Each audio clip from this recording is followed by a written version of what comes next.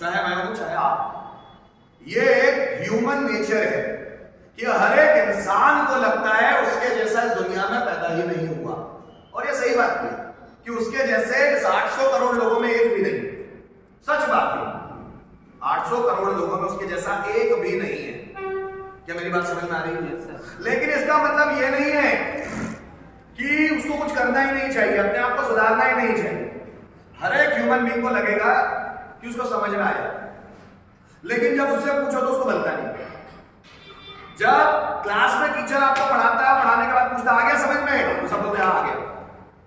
लेकिन जब बोलता हूं मैं चलो समझाओ आगे, तो बोलते नहीं आया। आता है ना सर? देखना, जब आप फोटो खिंचवाते हो, कहीं फोटो खिंचाओगे ना, आपको कोई पुराना फोटो मिला, सबसे पहले नजर खुद की फोटो पे जाए। इस दुनिया में आप खुद से ज्यादा इंपॉर्टेंस किसी और को देते ही नहीं। आप अगर मोबाइल में ग्रुप फोटो खींचोगे तो ग्रुप फोटो में भी सबसे पहले खुद का देखते अच्छा आया कि नहीं, और अगर वो अच्छा नहीं आया तो डिलीट कर देते। भले दूसरों का अच्छा आया, लेकिन खुद का नहीं अच्छा आया तो डिलीट। हम खुद को बहुत खूबसूरत मानते हैं, कोई गोरा हो, काला हो, अमीर हो, गरीब हो, टकला हो, पेटू हो, लेकिन वो खुद को अच्छा मानता है। और ये खुद को मानने का गुण सभी में है, तभी वो जी भी सकता है। अगर वो खुद को अच्छा नहीं मानेगा तो फ्रस्ट्रेट हो जाएगा। तो ईश्वर ने ये गुण सबको जन्मजात दिया हुआ है कि हर एक व्यक्ति खुद को अच्छा मानेगा। आईने में भी देखो, आप कितनी बार देखते हो, कोई भी हो सकता है। इंसान ने ही कलर बनाया, काला हो, गोरा हो, सांवला हो, ईश्वर ने बनाया वो कलर है। इसका मतलब ये नहीं कि गोरा अच्छा होता है और काला बेकार होता है। काली त्वचा के लोग बहुत बार मन साफ होता है तो लोग उनकी पूजा करने लगते हैं। महाकवि कालिदास काले थे बहुत, कालिदास नाम ही इसलिए रख दिया, बहुत काले थे। सुकरात काले थे। एथेंस या क्या बोलूं, यूनान के सबसे बड़े गुरु जिनको कहा जाता है, वो सबसे कुरूप व्यक्ति थे, अगली, मतलब सबसे बदसूरत दिखते थे। उनकी वाइफ भी बहुत नफरत करती थी उनसे, लेकिन उनके शिष्य बहुत प्यार करते थे सुकरात से, इसलिए क्योंकि सुकरात की जो अंदर की खूबसूरती वो बहुत ज्यादा थी।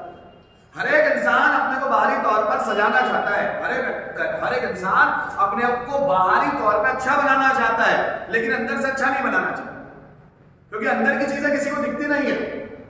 आप शिव की बारात में चले जाए, बहुत सारे लोग वहां पिए हुए नजर आएंगे, उनको लगता है हमारे शिव भी तो ऐसा करते हैं। माना आपके शिव चरस, भांग, अफीम, शराब, सभी नशीली वस्तुओं का सेवन करते हैं। आपको यह जानना चाहिए कि शिव विष का भी सेवन करते हैं, तो कभी विष भी पीकर देखो। अगर उन्हीं के भक्त हो तो कभी विष भी पीकर देखो, और विष को गले में संभाल कर देखो, समझ में आ जाएगा शिव क्या चीज है। शिव की नकल मत करो, शिव की बराबरी भी नहीं कर पाएंगे हम, वो क्या चीज है हमारे बस की बात नहीं है। हम उतना करें जितना हम अपनी पर्सनैलिटी में, हमारे व्यक्तित्व में सुधार कर सके। हर एक व्यक्ति को ये ईगो होता है कि मुझे आता है, और यही ईगो उसको सीखने नहीं देता। मैं अपने एग्जांपल्स के थ्रू आप लोगों को बताने की कोशिश करता हूं, जिनको आप मानते हैं सबसे ग्रेट, वो लोग ईगो नहीं करते कि उनको आता है।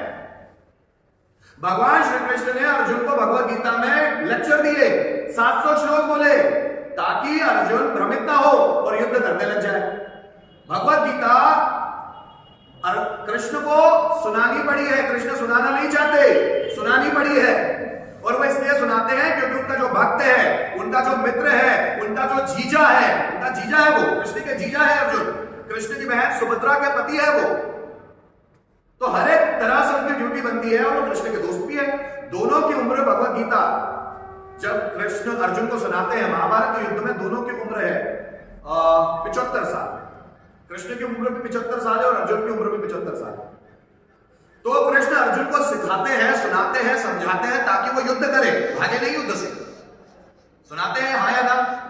इसलिए सुनाते हैं ताकि उसका माइंड वो चेंज कर सके, लड़ने के लिए उसको मोटिवेट कर सके। और मैं जो आपके सामने बोल रहा हूं, मेरा भी पर्पस सेम इतना है। कोई लेक्चर झाड़ने में मजा नहीं आता किसी को, लेकिन उसके सामने जो लोग बैठे हो ना, उनमें आंख भरी हुई होनी चाहिए। ये हर एक टीचर चाहता है। जब मैं किसी का आलसी से भरा हुआ चेहरा देखता हूं तो मजा नहीं आता कि क्यों इतना आलसी है। हम लोगों में असीम संभावनाएं छुपी हुई है, क्या नहीं कर सकते हम लोग, लेकिन सिर्फ इसी कारण कम हो जाए। कृष्ण ने भगवत गीता को छोड़कर कहीं भी लेक्चर नहीं दिया। वो लेक्चर देना नहीं चाहते, किसी को ज्ञान नहीं देना चाहते, पर जहां ज्ञान देना जरूरी हो जाए वहां देना पड़ता है, तभी सबको समझ में आती है। हनुमान जी किसी को ज्ञान नहीं देते, तीनों वेदों के ज्ञाता है वो, सामवेद, यजुर्वेद और ऋग्वेद, तीनों को ज्ञाता थे हनुमान जी। 4 वेद के ज्ञाता नहीं थे, 3 वेद थे। अथर्ववेद तो बहुत बाद में आया। 3 वेदों के ज्ञाता थे। रावण भी 3 वेदों का ज्ञाता था, ऋग्वेद, यजुर्वेद और सामवेद, तीनों के ज्ञाता। उन्होंने कभी किसी को ज्ञान नहीं दिया। लेकिन जब रावण को मार दिया गया, जब भगवान श्री रामचंद्र ने रावण को मार दिया, उसके बाद जो लंका है उस पर कब्जा हुआ विभीषण का। विभीषण को वहां का राजा बनाया।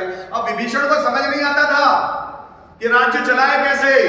तब हनुमान जी ने उनको ज्ञान दिया है कि एक अच्छा राजा कैसे होना चाहिए, उसके प्रजा का ख्याल कैसे रखना चाहिए। तब हनुमान जी ने उनको ज्ञान दिया, क्योंकि वेदों में राजधर्म के बारे में भी बात हुई है कि एक राजा को कैसे होना चाहिए, उसका अपना धर्म कैसे निभाना चाहिए प्रजा के लिए। तो उन्होंने विभीषण को सिखाया। जब विभीषण